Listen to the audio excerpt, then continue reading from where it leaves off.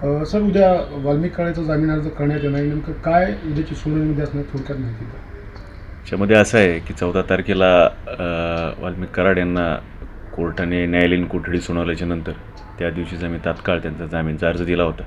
त्या जामीनचा अर्ज दिल्याच्या नंतर सन्माननीय कोर्टाने त्याच्यावरती सरकार पक्षाचा आणि तपासी अधिकाऱ्याचं जे आहे त्याचं उत्तर मागवलं आणि ते उत्तर मागवल्याच्या नंतर त्याची सुनावणी काल ठेवली होती आणि त्यांनी त्याच्यामध्ये तपासी अधिकारी असतील आणि सरकार पक्षाने त्याच्यामध्ये त्यांचं लेखी उत्तर दाखल केलेलं आहे. काल सुनावणी होती, परंतु माझ्या प्रकृती अस्वस्थतेमुळे मी न्यायालयात उपस्थित राहू शकलो नाही.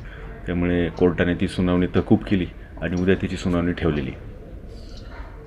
या प्रकार नाही, कॉल्सबद्दल या प्रकरणामध्ये नाही. हा जो खंडणीचा गुन्हा आहे त्याच्यामध्ये न्यायालयीन कोठडी सुनावणी तो जामीनचा अर्ज जो आहे ते न्यायालयासमोर न्यायप्रविष्ट आहे. त्याची सुनावणी उद्या आहे. बेसिकली त्याच्यामध्ये आमच्या पक्षकाराचं असं म्हणणं आहे या गुन्ह्याशी जो आहे त्यांचा काही संबंध नाही आहे, प्रत्यक्ष किंवा अप्रत्यक्ष. त्यांच्यावरती जे आरोप केलेले आहेत ते आरोप केवळ एक मीडिया प्रेशरखाली आणि एकंदर या गुन्ह्याची पार्श्वभूमी जर पाहिली तर त्यांना या गुन्ह्यामध्ये खंडणीच्या गुन्ह्यामध्ये विनाकारण गवलेलं आहे आणि त्यांच्याविरुद्ध कुठलाही पुरावा नसताना त्यांना या प्रकरणात आरोपी केलेला आहे, असा त्यांचा एकंदर न्यायालयासमोर स्टँड आहे.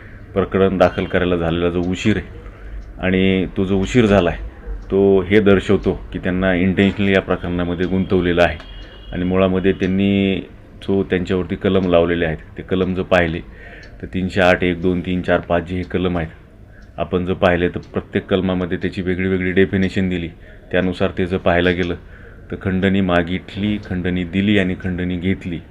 याच्यामध्ये हे जे प्रकरण आहे खंडणी मागितल्यानंतर कुठेही आजपर्यंतच्या तपासामध्ये खंडणी जी मागितलेली आहे ती त्यांना दिली अशा प्रकारचा कुठलाही पुरावा या प्रकरणामध्ये उपलब्ध नाही आहे किंवा खंडणी मागितल्याचा पण पुरावा या प्रकरणामध्ये उपलब्ध नाही आहे.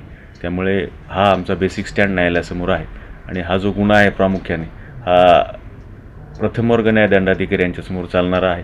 या 2-3 बाजू कोर्टाने कन्सिडर करून आम्हाला जामीन द्यावा हा स्टँड आमचा न्यायालयासमोर आहे. उद्या न्यायालयात युक्तिवाद आहे. न्यायालय आमची बाजू ऐकून घेईन. आमचा न्यायालयावरती भरोसा आहे, आमच्या पक्षकाराचा त्यांचा विश्वास आहे, ट्रस्ट आहे न्यायालयावरती. कदाचित आमची बाजू ऐकून घेऊन सन्मान्य कोर्ट उद्या काय आदेश करेल हे उद्या सांगता येईल. आज त्या गोष्टी काही सांगता येणार. 15 त्यांच्यावरती एकंदर त्यांच्या गुन्ह्याच्या संदर्भाने आम्ही आमच्या पक्षकारांनी त्यांच्या गुन्ह्याच्या संदर्भात ज्या बातम्या प्रकाशित झाल्या किंवा जे झालं त्याच्यानंतर आमच्या पक्षकारांनी संबंधित तपासी अधिकारी यांच्याकडे त्यांच्यावर दाखल गुन्ह्याची यादी 14 गुन्हे त्यांच्यावरती दाखल होते. त्याच्यापैकी त्यांच्यावरती 11 ते 12 गुन्हे त्या गुन्ह्यातून ते दोषमुक्त झालेले आहेत. 1 ते 2 गुन्हे जे पेंडिंग आहेत ते जे आहेत ते राजकीय आंदोलनाच्या संदर्भामध्ये परळी न्यायालयात पेंडिंग आहेत त्यांच्यावरती. बाकीचे इतर गुन्ह्यामधून त्यांना दोषमुक्त केलेलं आहे याची माहिती तपासी अधिकाऱ्याकडे वाल्मिक कराड यांनी स्वतःहून दाखल केलेली आहे. या प्रकरणाच्या अनुषंगाने कराड यांचा अमेरिकेशी काही संबंध असल्याची पण काही बातम्या समोर येत होत्या, याबद्दल काय माहिती?